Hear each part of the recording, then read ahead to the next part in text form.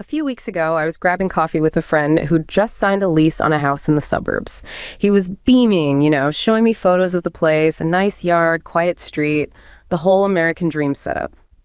The best part, he told me, is the landlord. I've never even met them. It's all automated through this sleek app. No awkward small talk, just pure efficiency. He felt like he'd finally found a way to live without the headache of a human landlord breathing down his neck. But as I was scrolling through his digital lease, I noticed the owner's name wasn't a person or even a local real estate group. It was an LLC with a name that sounded like, I don't know, a random string of Greek letters. When I looked it up later, it didn't lead to an office. It led to this maze of shell companies in Delaware that eventually terminated at a massive hedge fund in New York. The realization hit him a few days later when a computer-generated notice informed him his rent would be increasing by 15% next month, non-negotiable.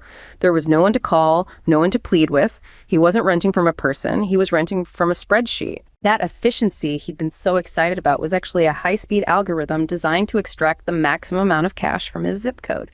That's the reality of the world we're living in now. We think we're participating in a normal economy, buying houses, taking jobs, voting for leaders, but beneath the surface, there's a group of players who have gone off-road. They don't build anything or sell anything you can touch. They move money, leverage debt, and bet on disaster with a level of secrecy that makes them invisible to the law, but all-powerful in our lives. They've turned the concept of risk into a weapon, and right now, they're playing a game at a table the rest of us aren't even allowed to see. That image of the spreadsheet landlord, it's haunting. It really is. Because it perfectly encapsulates the shift we are diving into today. This isn't just about housing. No. It's about a fundamental transformation in the very DNA of the Western economy. We're not dealing with a market in the traditional sense anymore. Not at all. When you peel back the layers of that app and that lease, what you find isn't a mechanism of production. It's not someone building a house to provide shelter. Right. You find a mechanism of extraction. We're looking at a system that has mutated from one of, protection and growth into one of predation. Predation is a heavy word, but... Yeah. Looking at what's happening to my friend, it feels spot on. Yeah. He's not a customer to be served. He's a resource to be mined. Exactly. And the entity sitting at the very top of this extractive food chain, the one hidden behind all those shell companies, is the hedge fund. Now, usually when we hear that term, we think of, the Wolf of Wall Street or these aggressive sharks in Manhattan high-rises. But what's wild is that when you actually dig into the history of it, the hedge fund didn't start out as this monster. It wasn't designed to devour suburban neighborhoods. No, and that is the fascinating irony of this entire story. To understand the monster we have today, we have to look at its creator, a man named Alfred Winslow Jones. Okay. And Jones was about as far from a Wolf of Wall Street as you could possibly get. Yeah. He wasn't a financier by trade. What was he? He was a sociologist. Yeah. And a journalist. Yeah. He spent his time writing about, farm cooperatives and, during the war, Atlantic shipping convoys. He was an intellectual who cared about social structures, not just profit margins. So in 1949, he launches what is now considered the first hedge fund. But his logic was completely different from the aggressive speculation we see today. He called it a hedged fund because he was trying to play defense. Exactly. Think about the word hedge. It means to protect, to create a boundary. Okay. Jones lived through the Great Depression. He saw firsthand how the stock market could just destroy wealth overnight. His goal wasn't to gamble. It was to remove what we call market risk. He wanted to create a vehicle that could make money based on stock selection, picking good companies, without being wiped out if the entire market just crashed. So mechanically, how did he do that? Because if the market crashes, usually everybody loses their shirt. He used a strategy called long short. And it's actually quite brilliant in its simplicity. Okay. He would buy stocks he thought were strong. That's going long. But at the same time, he would identify companies he thought were weak or overvalued, and he would short sell them. So he's betting they'll fail. He's betting that their stock price will go down. Yes. So for example, let's say he buys General Motors because he thinks they're a solid company, but he shorts a failing railroad company. If a recession hits and the whole market drops 20%, right, he loses money on GM, but his bet against the railroad actually makes him money. Precisely. The gains from the short selling offset the losses from the long positions. The market swing is neutralized. It's like insulation. If the market went up, he won. If the market went down, he didn't lose everything. It was, at its core, a conservative tool for wealth preservation. And here's a detail I love. Even the fee structure he created, which everyone hates today, had these sort of noble origins. You're talking about the 2 and 20 model, where they take 20% of the profits and charge a 2% management fee just for existing. That's the one. But Jones didn't just pull those numbers out of thin air to be greedy. He was a student of history. He based that split on Phoenician sea captains from antiquity. Get out! Seriously. Seriously. In the ancient world, if a captain took a merchant ship out into the dangerous Mediterranean and came back safely with a profit, he was allowed to keep 1/5, 20% of the bounty. Wow. It was a reward for not sinking the ship and for bravely facing the chaos of the sea. That is incredible. So the grandfather of the modern hedge fund saw himself as a Phoenician captain, safely navigating the waters to protect his passengers. It sounds almost romantic. So how on earth do we get from a risk-averse sociologist trying not to sink the ship to the algorithmic predators stripping assets and hiking rents by 15% from a server farm? Well, the evolution, or maybe the mutation is a better word, happened over the 1980s and 90s. The entire goal of the industry shifted. It stopped being about risk mitigation and became all about aggressive speculation.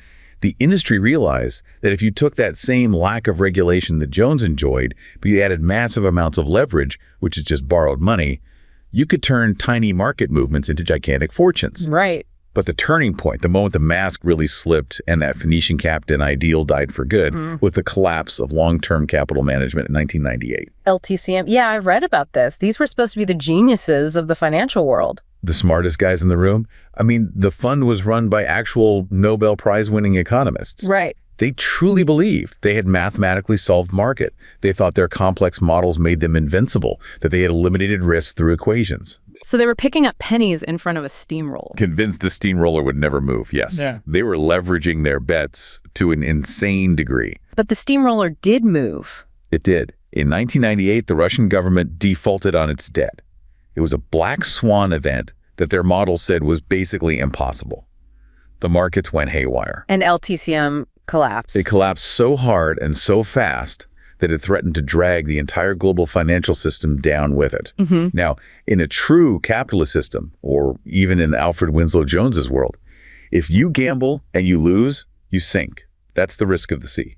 But they didn't sink. No.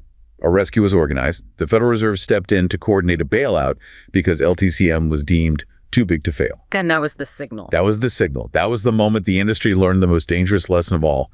If you get big enough and you weave yourself deep enough into the system, you don't actually bear the risk. The system bears the risk for you. The taxpayer acts as the ultimate insurance policy. Which brings us to this broader concept of financialization. It's a term that gets thrown around a lot, but we should probably unpack it because it feels like the engine driving this entire machine. It is. It's the shift from an economy that makes things cars, toasters, houses, to an economy that just moves money around. Correct. And if you look at the data, there's a stark divergence after 1980. The finance sector's share of national profits it absolutely soared. It decoupled from the rest of the real economy. But what's even more telling is how this mindset infected non-financial firms. We stopped seeing companies as makers of goods and started seeing them as just bundles of financial assets. You mean like how General Motors started acting more like a bank than a car company? Exactly. There was a period where GM's financing arm GMA, the division giving out car loans and mortgages, was making more profit than the division that was actually bending metal and building cars. General Electric did the same thing. The executives realized that lending money, playing the markets, and all this financial engineering were faster, easier ways to show a profit than the hard work of manufacturing and innovation. And this gave rise to what we call shadow banking. I love that term because it sounds nefarious. And frankly, based on the research, the description fits. We're talking about a, $52 trillion industry? $52 trillion. And shadow banking includes hedge funds, private equity firms, and non-bank lenders. Right. They are shadows because they operate largely outside the regulatory framework that applies to traditional banks. Right. They don't take deposits from your grandmother, so the government doesn't watch them as closely. They are, as you said before, off-road. But they lend, they invest, and most importantly, they extract. Extraction is the key word. In the old model, you invested in a company to help it grow. You gave them capital to build a new factory or hire more workers. But in the shadow banking model, you often buy a company to extract value from it. That's a great way to put it. You aren't feeding the cow to get milk. You're butchering the cow to sell the steaks. You cut labor costs. You sell off the real estate. You load the company with debt to pay yourself a dividend, and then you just move on. I want to ground this because extraction can sound abstract, but when you see it happen to a real community, it's devastating. We came across a story that perfectly illustrates this transition from investment to destruction. It's about a man named Arthur. Yes, the machinist in the Rust Belt. Right. Arthur is a second-generation machinist. For decades, the factory he worked at was the absolute heartbeat of his town. It wasn't just a place to earn a paycheck. It was a stable, organic tie for the whole community. It provided pensions. It sponsored the Little League team. It gave men and women a sense of pride and purpose. The owner lived in the town. If the factory did well, the town did well. It was a completely integrated economic ecosystem. Exactly. Then a quantitative hedge fund purchased the company, and they didn't come to town with blueprints for a better machine or plans to expand into new markets. They came to unlock value. That was the phrase they used. Unlock value. Within a year, the fund used the company's own assets, the machinery, the land as collateral to take out these massive loans. That's the classic leverage buyout tactic. They make the company pay for its own acquisition. It's brilliant in a horrifying way. Right. So they took those loans, paid themselves a special dividend, which is basically looting the company's cash, and then left the company drowning in debt. Of course. When the debt became unsustainable, they filed for bankruptcy. And Arthur didn't just lose a job. He watched the local grocery store close because the workers had no money to spend. The hardware shop, the library, the entire town's middle-class foundation was liquidated into a spreadsheet in a Manhattan skyscraper. This is what sociologists call social anomie. And that's a term that refers to the breakdown of social bonds and ethical standards. Yeah. What happened to Arthur's town wasn't a failure of the business in a fair market. The business was murdered. It was stripped for parts. The hedge fund treated the factory not as a provider of livelihoods or a community pillar, but as a purely financial abstraction. Right.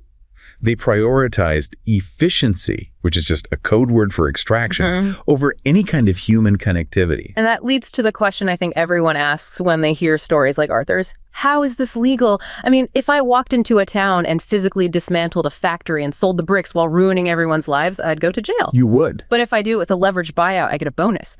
Why aren't the referees, the regulators, stopping this? And this brings us to the second and perhaps more disturbing layer of our deep dive today, the rigged game. The reason the referees aren't blowing the whistle is that in many cases they are hoping to join the team they are refereeing. We need to talk about regulatory capture. Regulatory capture. It's when the agencies meant to protect the public, like the SEC or the EPA, end up serving the very industries they're supposed to be regulating. Yes, but we need to be careful not to view it just as simple bribery. It rarely involves a suitcase full of cash in a dark alley. Right. It's more subtle. Much more subtle. Wow. It's often cognitive capture. The regulators spend all day surrounded by industry insiders. They go to the same cocktail parties, live in the same neighborhoods, send their kids to the same schools. Eventually, they just start to think like the industry. They start to believe that what's good for Wall Street is naturally good for America. It's a subtle assimilation. And the mechanism that cements this relationship, that turns that mindset into actual policy, is the revolving door. The revolving door is the movement of personnel between the regulatory agencies and the private sector. And the data on this it's just staggering. How so? There was a study that tracked 420,000 executives, a huge sample size. It showed that when former regulators are hired by private firms, it drives up government contract costs by $30 billion. $30 billion? That is an insane number. Why? How does hiring one ex-regulator cost the taxpayer that much money? Because those former regulators know exactly how to renegotiate the contracts. They know the loopholes.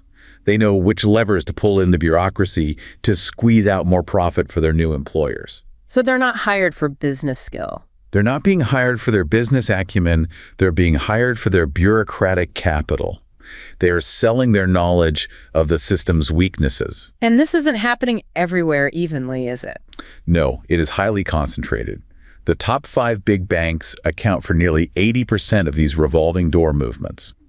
And Goldman Sachs is specifically highlighted in the research as capturing about 30% of this influence all by itself. It creates this situation where the regulators are essentially auditing their future bosses.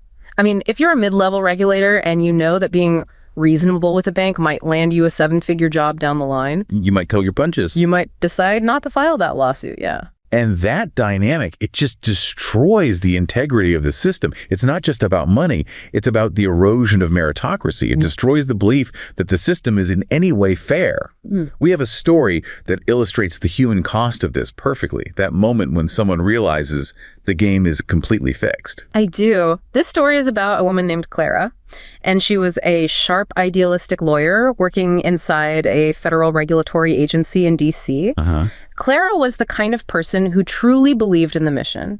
She bought into the idea of meritocracy, that if she worked harder than the corporate lawyers, if she had the facts on her side, she could protect the public interest. She believed the rules applied to everyone. She did, and she spent 18 months, nights, weekends, missed holidays, building this massive case against a specific hedge fund for aggressive market manipulation. She had everything, the emails, the trade logs, the whole 9 yards. She was ready to drop the hammer. Then one morning, her supervisor, a man she deeply respected, her mentor, he abruptly shuts down the investigation, just kills it. Insufficient evidence, he claimed, even though the boxes of proof were sitting right there on his desk. And let me guess what happened next. 3 months later, Clara sees a press release. Her former mentor, the guy who killed the case, had just been appointed as the global head of strategy for that very same hedge fund. Of course he was. His signing bonus alone was more than Clara would earn in her entire lifetime. The revolving door wasn't just a metaphor for her anymore. It was a physical wall that just slammed shut in her face. That is what we call institutional betrayal. It's a profound psychological break.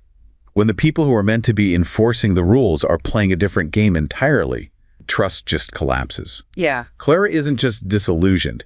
She has been shown that the system is a training ground for the elite. The message sent to her was crystal clear. The rules aren't for fairness. Learn the loopholes here in government, and then sell your knowledge of those loopholes to the highest bidder. It makes you wonder who is actually running things. I mean, we vote for politicians, we watch the debates, but it seems like this other layer of regulators and financial elites, this permanent, unelected group, holds all the real power. Now, you're touching on a very sophisticated political theory discussed in our sources, the managerial state. This comes from thinkers like James Burnham and later Samuel Francis. The theory is that power in the West has shifted away from elected officials and away from traditional business owners. And it shifted to who? It has shifted to a managerial elite. So not the person who owns the factory, but the person who manages the spreadsheet that owns the factory. Exactly. The administrators, the technocrats, the regulators, the corporate executives. And this class operates with a specific style of governance described as anarcho-tyranny. Anarcho-tyranny, that sounds like a contradiction in terms. Anarchy and tyranny are opposites. They seem like it, but think about the lived experience of the average citizen versus the elite. Anarcho-tyranny means the state micromanages law-abiding citizens with endless administrative decrees. Like trying to get a permit for anything. Right. Try opening a lemonade stand or remodeling your bathroom without a permit. You'll be crushed by red tape and fines. That is the tyranny. Okay, I follow. It's the petty authoritarianism we all face. And the anarchy part. The anarchy is for the strong. The state completely fails to control the powerful elites. The hedge funds go off-road, ignoring the rules, crashing economies, engaging in massive fraud, and they get bailed out or slapped with a fine that amounts to a rounding error. So it's tyranny for the weak. The Claras and Arthurs of the world, and anarchy for the strong. That perfectly explains the frustration so many people feel. You know, you get hit with a fee if your bank account drops below a certain balance, but a bank can launder money and essentially just get away with it. But there's another layer to this state concept from the sources, the therapeutic state. Yes, and this integrates the work of Thomas Szasz. Now, he was writing about mental health, arguing that the state labels disapproved behavior as illness as a way to control it. But if we apply this to finance, it is absolutely fascinating. How so? The managerial state views financial crises not as the result of bad decisions or greed or even crimes by bankers, but as systemic illnesses. So when the market crashes, it's not the bank gambled and lost, it's the market caught a cold. Exactly. And what do you do for a sickness? You provide therapy. You provide an intervention. And the therapy is usually a massive bailout, paid for by taxpayers. Precisely. And this creates a massive double standard that drives the populace crazy. When the middle class fails, when Arthur's town goes under, they get a lecture on personal responsibility. They get foreclosure, They get bankruptcy. The state acts as a strict disciplinarian. Right. You shouldn't have taken out that loan, Arthur. You should have learned to code. But when the elites fail, when the system gets sick, the state steps in like a therapist saying, oh, the system is fragile. We need to inject liquidity to stabilize the patient. It is a mechanism to protect the narcissism of the elite. We have a story that captures this double standard in a really visceral way. It highlights the absolute disconnect between the people receiving the therapy and the people paying for it. This is the story of Julian. Set the scene. It's late 2008. The financial world is burning down. People are losing their homes by the millions. But we are in a high-end restaurant in London, in the eye of the storm. A place where the recession hasn't quite hit yet. A group of hedge fund managers, including a man named Julian, are toasting with vintage champagne. Julian is celebrating because his bets against the housing market paid off big time. He shorted the American dream. Mm-hmm. But here's the kicker. His firm also had massive exposure to the crash. In a fair market, they should have been wiped out by the contagion, but they weren't. They were being quietly cushioned by emergency state liquidity. The therapy kicking in. Julian felt he was a genius. He was bragging to the table about playing the volatility, completely ignoring the fact that his safety net was woven from the taxes of the very people who were losing their homes. Yeah. He viewed the government's intervention not as a handout, but as his due and necessary step to ensure the system didn't break. He believed he was essential. The arrogance is just blinding. Meanwhile, a few blocks away, a small bakery owner was being denied a tiny loan just to keep his ovens running. The bank told him, sorry, risk rules are tight right now. Unbelievable. The traditional social contract of individual responsibility, if you fail, you fail, it only applied to him. That scene, the champagne toast while the bakery closes, is the defining image of our era. It perfectly illustrates what we call narcissistic elite risk-taking. The therapeutic state effectively subsidizes the gambling habits of the Julians of the world. Right. It creates a financialized caste system. You have the protected class, whose assets are backstopped by the Federal Reserve, and you have the exposed class, who face the full brutality of the market. And if anyone thought this was just a 2008 problem, we saw it go into overdrive during the pandemic. The sources discuss shadow banking and crisis profiteering, specifically around COVID-19. It felt like two different universes were operating at the same time. It was. I mean, think about the service sector. Waitresses, small business owners, disproportionately women and minorities, their entire economy just stopped. It collapsed. They were told to go home and wait. But the shadow banks... They had a field day. While the real economy froze, the shadow banks used their dry powder. Trillions in cash reserves they had been sitting on to go on a shopping spree. Mm-hmm. They bid against malls, travel, and restaurants, shorting the fall. Then, when prices hit rock bottom, they bought up all the distressed assets. Housing, medical offices, logistics centers. They bought the dip that they helped deepen. The numbers are staggering. Billionaire wealth surged by $1 trillion during the pandemic. $1 trillion. While millions were filing for unemployment. Exactly. It's the ultimate proof that the off-road economy is completely detached from the reality the rest of us live in. And that detachment is the central danger. We've moved from a capitalist system of risk and reward to a managerial system of extraction and protection.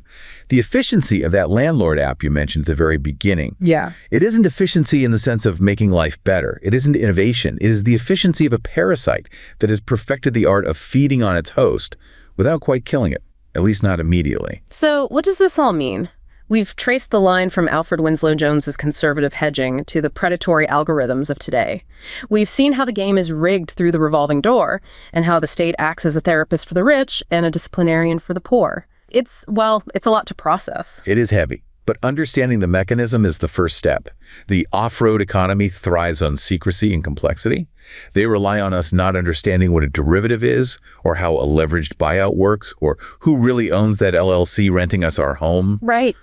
They count on us tuning out because it's too complicated. They want us to think it's just the weather, just market forces acting on their own. Exactly. But when we drag these concepts into the light regulatory capture, shadow banking, the managerial state, we start to see the table where the game is being played. We start to see the hands that are moving the pieces. And we realize we need to stop looking at these things as isolated incidents, a closed factory here, a rent hike there, and start seeing them as part of a designed system. Yeah. A system that prioritizes the movement of money over the stability of society. Correct. The system isn't malfunctioning when it bails out a hedge fund and lets a town die. It is functioning exactly according to its current programming. That's a sobering thought to end on. We often ask when the system is going to break, but looking at the record profits of the shadow banks and the revolving door that protects them, we have to ask a more uncomfortable question. What if the system isn't broken? What if it's working exactly as designed, not for us, but for the managers? And if that's the case, how long can the host survive the parasite?